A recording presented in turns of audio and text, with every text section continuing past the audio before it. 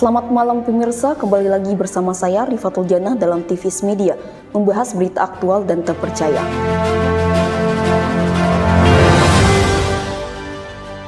Peristiwa kebakaran hebat terjadi pada Jumat 18 April 2025 di kawasan Jakarta Pusat, tepatnya di Jalan Pecenongan.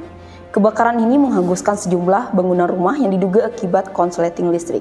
Berikut laporan selengkapnya dari reporter kami yang sudah berada di lokasi kejadian. Baik, selamat malam Rifa dan juga pemirsa. Saat ini kami laporkan langsung dari Jalan Batu Tulis 8, Pecenongan, Jakarta Pusat, yang dimana telah terjadi kebakaran yang menyebabkan beberapa bangunan rumah warga hangus terbakar. Api mulai terlihat di jam setengah 4 sore, dan saat ini pukul 6 sore, petugas pemadam kebakaran sudah berhasil memadamkan api di lokasi dan mencegah penyebaran ke area yang lebih luas lagi. Terdapat korban yang mengalami luka bakar dari kejadian ini dan sudah dilarikan ke rumah sakit. Rumahnya ibu ini awalnya api itu kita masuk udah keburu udah situ apinya. Dari apa bu, kompor listrik itu? Kemungkinan listrik ya. Kalau kompor nggak ada yang masak, ada kakak saya tapi pas melihat ada api tuh langsung dimatiin. Tadi itu dari listrik kayaknya dapat.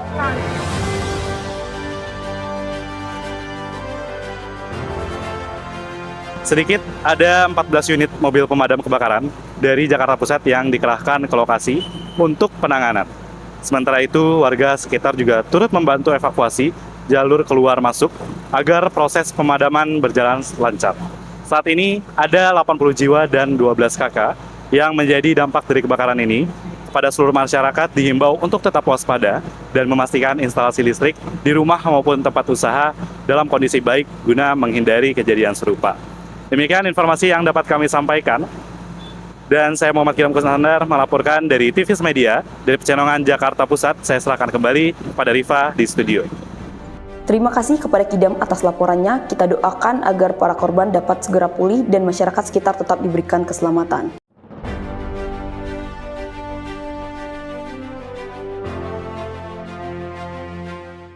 Pemirsa, kita beralih ke kabar berikutnya. Suasana penuh haru dan doa terjadi di Gereja Katedral Jakarta Pusat.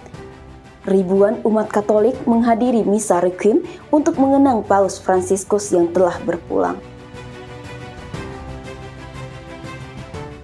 Pada Kamis 24 April 2025, pukul 6 malam Gereja Katedral Jakarta menggelar misa requiem sebagai bentuk penghormatan dan doa bagi Paus Fransiskus yang telah berpulang. Misa ini dipimpin oleh Duta Besar Tahta Suci Vatikan untuk Indonesia, Monsinyur Piero Piopo, Uskup Agung Jakarta Kardinal Ignatius Suharyo, dan Uskup Antonius Subianto Bunjamin. Pihak Gereja Katedral telah menyiapkan sekitar 2.500 kursi untuk para jemaat dan bekerja sama dengan aparat kepolisian untuk pengamanan serta pengaturan lalu lintas di sekitar lokasi guna memastikan jalannya misa berjalan lancar dan tertib. Ribuan umat Katolik dari berbagai wilayah memadati area dalam dan luar Gereja Katedral. Banyak di antara mereka yang tidak mendapatkan tempat duduk sehingga terpaksa untuk berdiri di halaman gereja dan area parkir.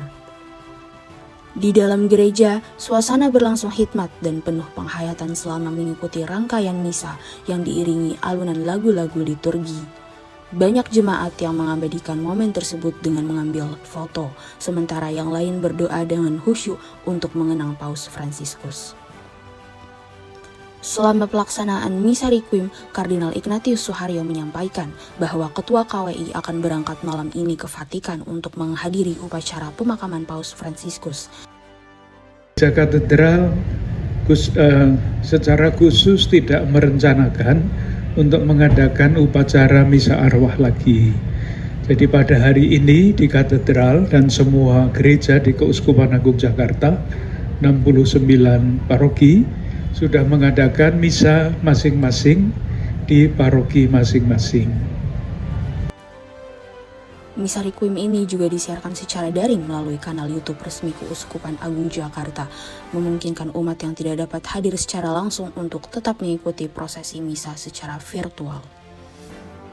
Dan pemirsa, berita terakhir datang dari kawasan Monas, Jakarta Pusat. Suasana meriah terasa dalam Lebaran Betawi.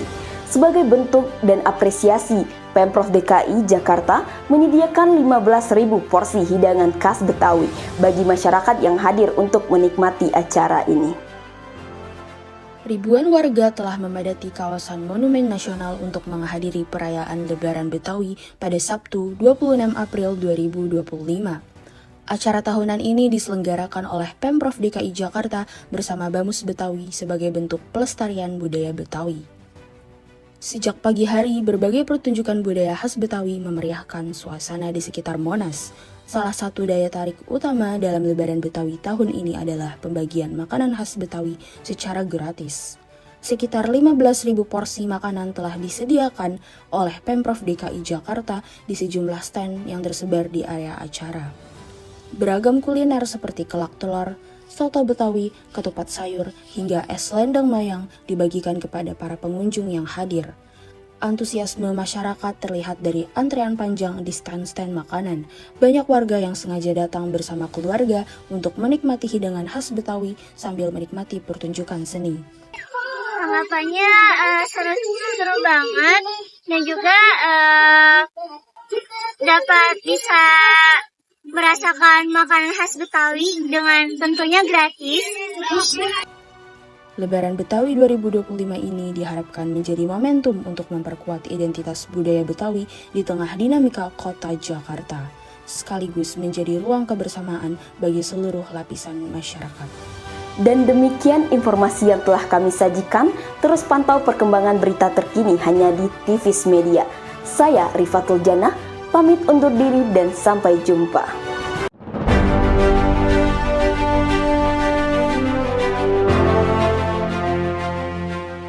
Selamat datang pemirsa, saya Rifatul Jannah kembali menemani Anda dalam TVS Media, membahas sumber berita terkini dan terpercaya. Kali ini kami akan menemani Anda dalam sajian berita santai di TVS Media. Tetap bersama kami untuk mendapatkan info menarik selengkapnya.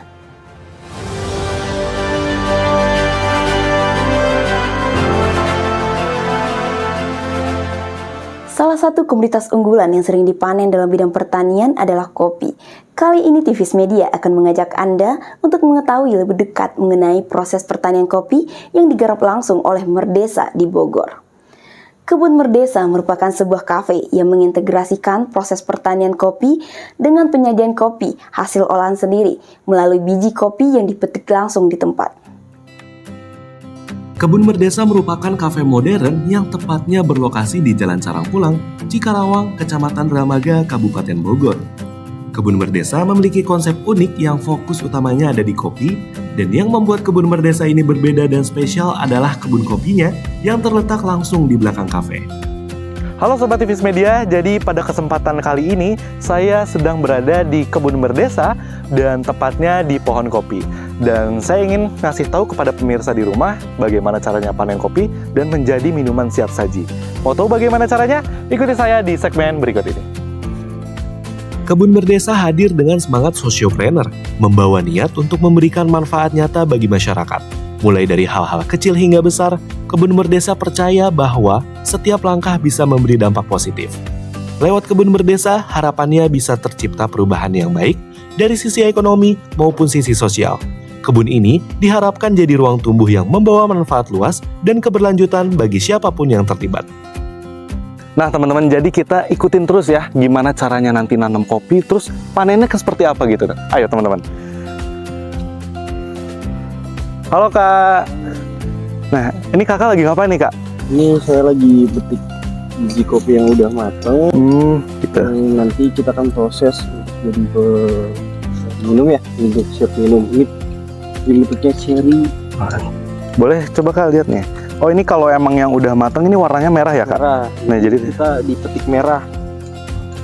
Buat ininya, buat cherry kopinya ini petik merah. Jadi prosesnya nanti akan proses selanjutnya ada proses dicuci juga. Nanti biasanya kita di natural prosesnya tanpa dikupas kulit. Oh jadi seperti apa? Dikupasnya gimana tuh Kak? Dikupasnya nanti ketika memang kita mengambil bijinya. Nah ini kan berbentuknya cherry ya. Ya. Ini cherry. Jadi di kopi itu ada cherry, ada biji dan juga ada dagingnya. Jadi yang dijual itu bisa semuanya sebenarnya Mang. Dan proses yang kita kalau di sini tuh prosesnya natural banyak kan. Oh, oke gitu. Jadi teman-teman, ini salah satunya biji udah jadi cherry yang emang dipanen langsung dari pohonnya. Dan ini kalau misalkan kita lihat dalamnya itu udah ada seperti biji kopinya teman-teman. Tuh seperti itu. Dan kalau teman-teman bisa lihat kan emang biji kopi itu warnanya coklat teman-teman. Kalau ini kan belum di roasting, nanti ada sistem prosesnya menjadi kopi dan bisa langsung diminum nanti teman-teman.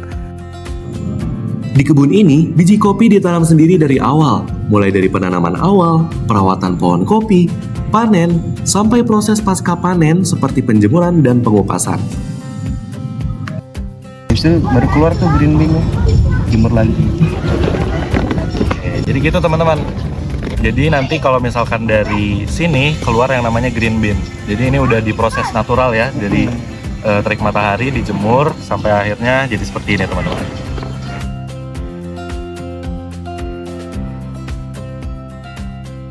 Itu kebanyakan di sini prosesnya natural. Jadi kan dikasih pupuk tanpa kimia. Jadi kita pakai pakai organik aja full gitu kan. Nah, tahun 2024 itu sebenarnya udah masa panennya. Udah masa panennya yang pertama.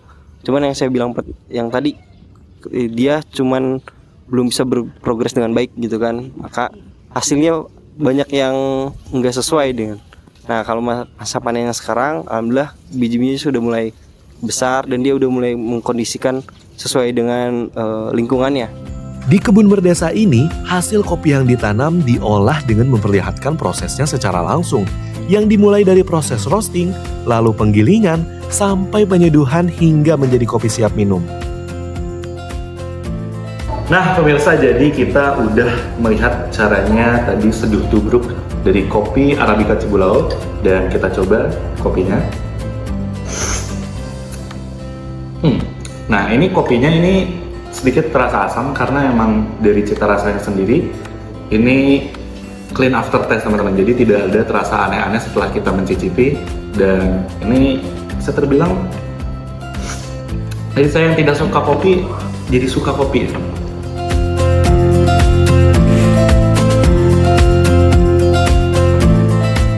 Nah oke pemirsa, jadi kita udah melihat ya tadi bagaimana caranya kita manen kopi, kemudian juga proses pengolahannya seperti apa, dan menjadi kopi siap minum. Ya mungkin itu aja ya dari saya Muhammad Kiram Kusnandar, pamit undur diri dan sampai jumpa.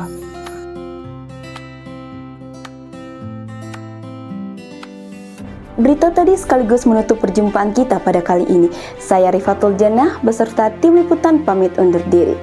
Terima kasih dan sampai jumpa di berita selanjutnya hanya di TVS Media.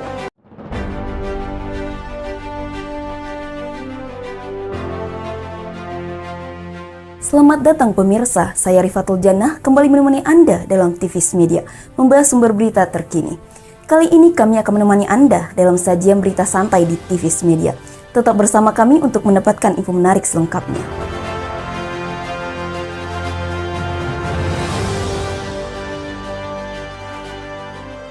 Memasuki libur panjang di bulan Mei, banyak masyarakat memanfaatkan waktu berlibur bersama keluarga. Salah satu destinasi yang cukup ramai dikunjungi adalah Cimory Dairyland yang berada di Puncak Bogor, Jawa Barat. Cimory Dairyland menawarkan suasana sejuk khas pegunungan. Cimory Dairyland adalah salah satu tempat wisata populer yang menawarkan pengalaman edukatif bersama hewan ternak, berbagai wahana menarik, serta aneka produk olahan Cimory. Sangat cocok untuk liburan keluarga. Cimory Dairyland bisa jadi pilihan yang menyenangkan dan edukatif. Cimory Dairyland hadir sebagai destinasi wisata yang memadukan edukasi dan hiburan. Tempat rekreasi ini ramai dikunjungi para wisatawan di musim libur sekolah. Banyak pengunjung yang datang dan mengantri untuk membeli tiket masuk Cimory Dairyland. Halo Sobat TVS Media, jadi kali ini kita sedang berada di Cimory Dairyland Farm Dam Park. Jadi teman-teman mau tahu keseruannya? Sebelum itu kita harus membeli tiket dulu nih teman-teman. Nah jadi pemirsa, kita udah dapat nih tiket Cimory Dairyland. Nah kalau misalkan pemirsa mau tahu keseruan saya di Cimory Dairyland Farm Dam Park, ikuti saya di segmen berikut ini. Di Cimory Dairyland, para pengunjung disambut dengan pemandangan yang bernuansa ala pedesaan Eropa.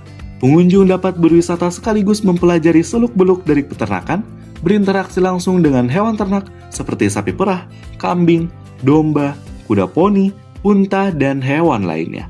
Para pengunjung juga dapat memberi makan hewan, menunggang kuda, hingga memerah susu sapi. Buat para lelaki buaya yang suka bermain-main dengan wanita, kalian punya temannya di Cimory Dairyland. Namanya saltwater crocodile. Ini adalah salah satu jenis buaya terbesar di dunia dan memang suka berada di perairan tropis. Lihat teman-teman. Tempat wisata ini selalu dipadati pengunjung dari berbagai kota, terutama saat akhir pekan dan musim liburan. Dari anak-anak hingga orang dewasa, semuanya bisa menikmati pengalaman yang berbeda di setiap sudut Cimory Dairyland. Kalau kita baru pertama kali sih ke Cimory Dairyland ini. Iya. Kesan-kesannya apa nih Kak yang baru pertama kali di sini? Tadi kita habis kasih makan domba juga, seru, tapi kayak diinjek-injek di seruduk sama domba-domba. Pemandangannya juga bagus-bagus sih, seru, asri. Usai puas bermain dengan hewan, wisatawan dapat berkunjung ke Magic Village, sebuah area wisata yang menyediakan rumah-rumah mini berbentuk jamur, jendela kecil, dan ornamen kayu. Di sini juga terdapat beberapa hewan seperti burung dan ular.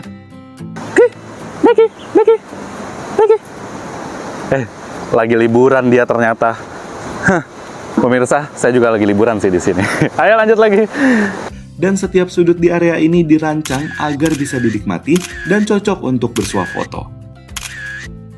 Oke pemirsa, jadi kita udah yang di Skyride nih. Jadi kalau teman-teman yang takut tinggi, jangan diikuti. Kalau yang suka tinggi, silakan menikmati.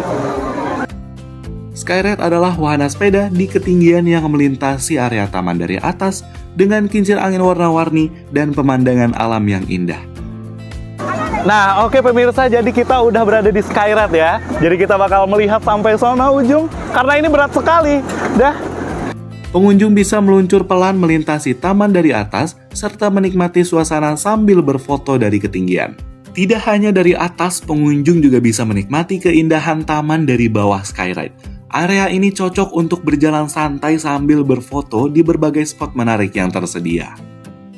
Wahana lain yang tentunya banyak diminati wisatawan yaitu go-kart. Banyak sekali pengunjung yang tertarik untuk bermain wahana ini. Wahana ini bisa dinikmati oleh pengunjung, terutama mereka yang ingin merasakan sensasi balapan di lintasan yang menantang. Wahana ini dilengkapi dengan lintasan outdoor yang dirancang dengan berbagai tikungan dan lurus panjang, serta dilengkapi dengan peralatan keamanan. Nah, jadi gitu ya pemirsa, udah seru banget nih ikut go-kart. Ya teman-teman, kalau misalkan pengen ikut mengendarai di sini, kalian bisa langsung datang aja ke sini, oke?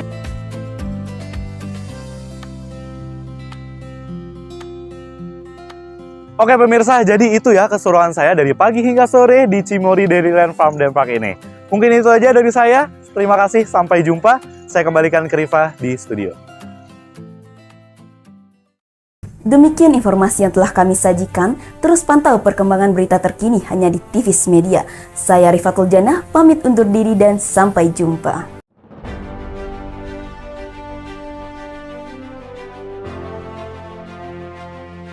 Selamat datang pemirsa, saya Rifatul Janah kembali menemani Anda dalam Tivis Media membahas sumber berita terkini. Kami akan menemani Anda dalam sajian berita santai di Tivis Media. Tetap bersama kami untuk mendapatkan info menarik selengkapnya.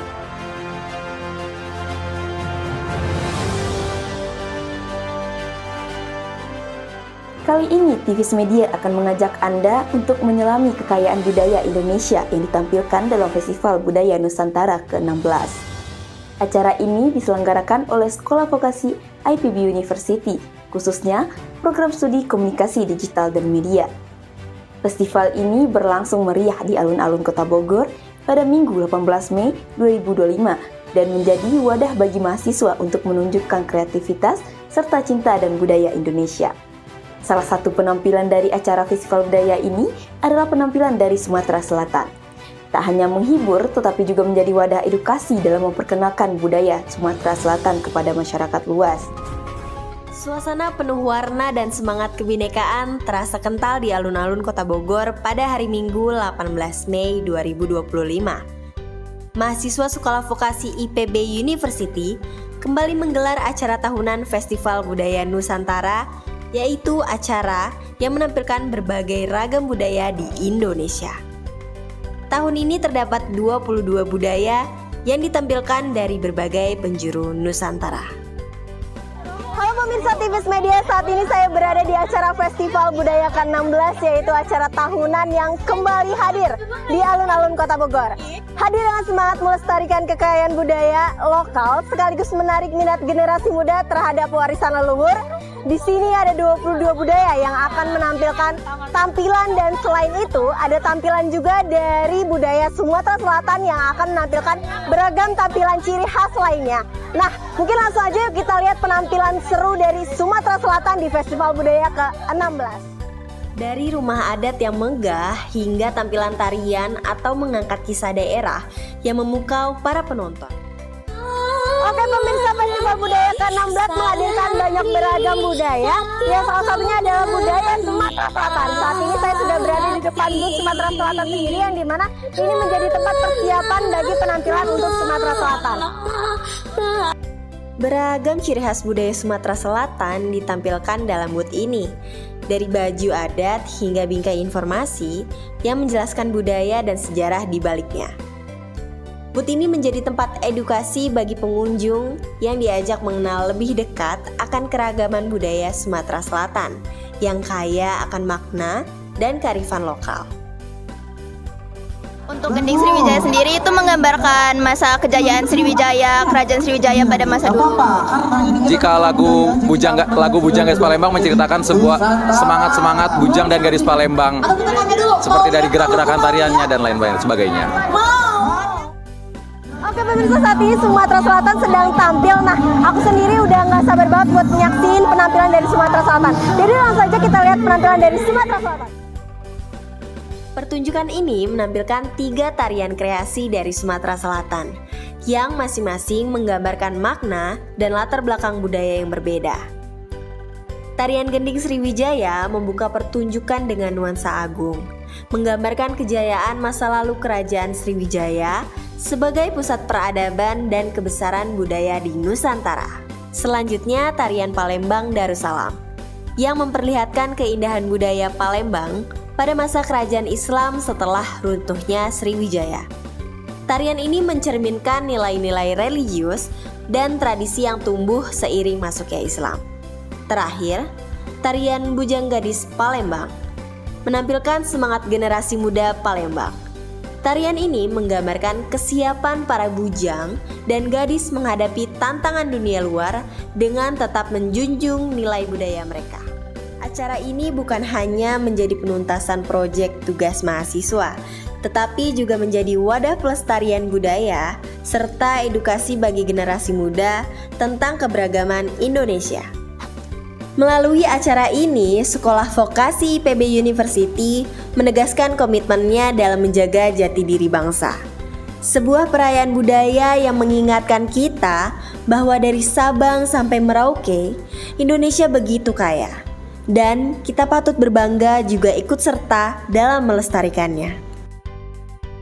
Oke, untuk pesan dan kesannya acara ini super seru banget, apalagi tadi kita pas kesini ramai banget di sini, terus kita ramai banget, kostum-kostumnya juga bagus-bagus banget. Terus tadi juga kita dari ujung sana sampai ujung sini tuh benar-benar nyicipin makanannya gitu loh, seru banget pokoknya. Pokoknya effort buat panitia dan KMN ini seru kok, keren banget. Oke pemirsa, tidak terasa Festival Budaya Nusantara ke-16 sudah selesai dilaksanakan. Dari yang sudah saya lihat banyaknya budaya-budaya Nusantara, yaitu 22 budaya, termasuk budaya Sumatera Selatan yang telah menampilkan penampilannya secara memukau. Nah, saya juga tidak sabar bagaimana Festival Budaya Nusantara ke-17 di tahun depan nanti akan dilaksanakan. Mungkin cukup sekian liputan pada hari ini. Saya Cynthia dari TVS Media melaporkan langsung. Saya kembalikan kepada Liva di studio. Berita tadi sekaligus menutup perjumpaan kita pada kali ini. Saya Rifatul Janah, terima kasih dan sampai jumpa di berita menarik selanjutnya hanya di TVS Media.